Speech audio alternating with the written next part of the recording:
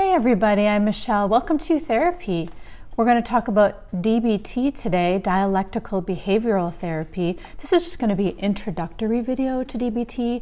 I'm going to go over some of the components of it, and then if you want to, you can research it further, ask me any questions, and then I'm going to kind of take some more specific information about DBT in later videos. So if you are eager for those, let me know that.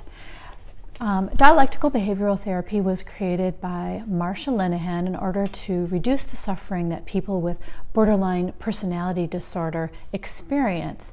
One of the main issues that borderline personality disorder afflicted people experience is intense emotions. It's an overwhelm quite a bit of the time. And so we also see that people's personal lives, their interactions with other people are also affected when they have borderline personality disorder.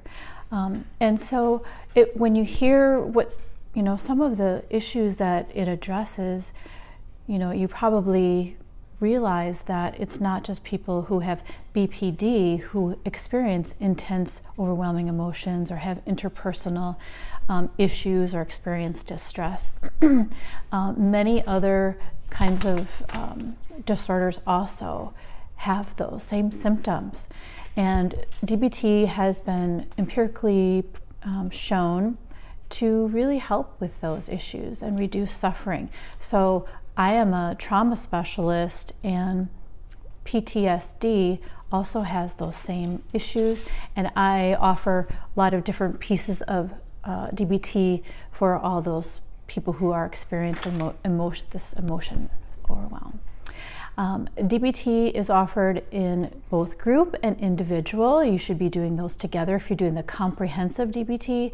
It's a very intensive therapy to do.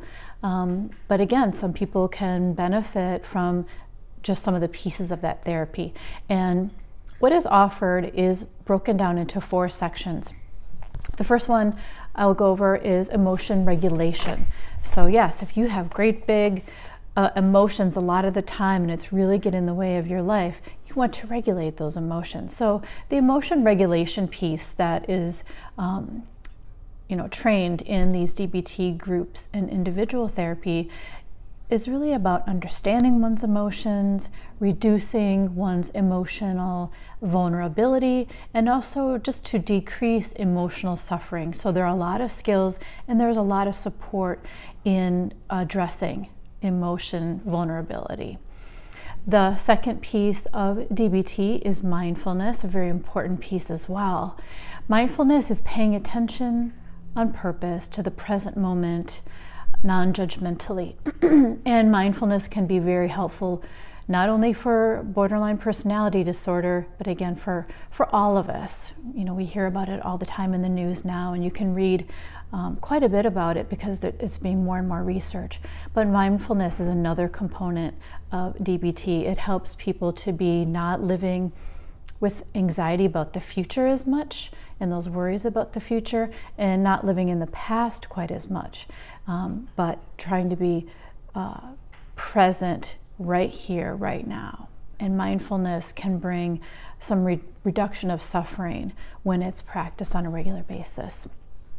The third component of DBT is distress tolerance. Of course, people who have these disorders are in a lot of distress. Well, we all experience distress, but is it happening frequently as a pattern? And is it getting in the way of living one's full, stable life? So that part of DBT really goes over what things to do when you are in crisis, when you are in, say, this hyper arousal state where it's really hard to problem solve, it's really hard to think of what you should do, when the part of the brain that is in fight or flight is engaged.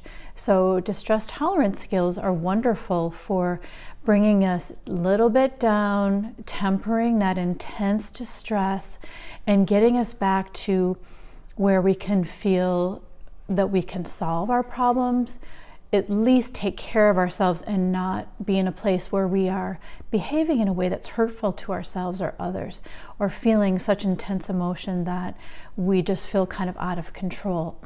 And many of those skills do involve mind-body work, and that any kind of mind-body work that is safe can be really helpful when a person is in distress. I hope to do another video just on distress tolerance skills and tell you about what some of those skills are that are offered in DBT. And the third piece of DBT is interpersonal effectiveness. Of course, when you're experiencing these very painful emotions, our relationships are affected.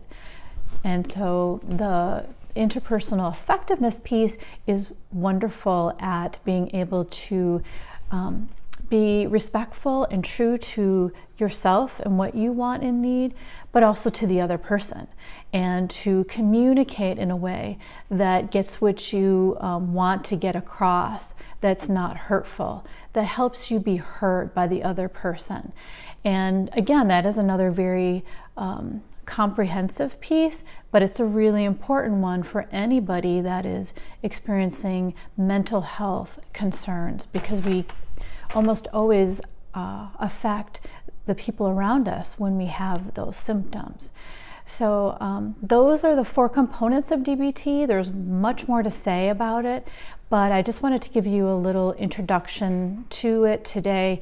In the resources in the box below, I will give you some places to go if you'd like some more information about DBT. Thank you so much for watching today. Take care of yourself and be well.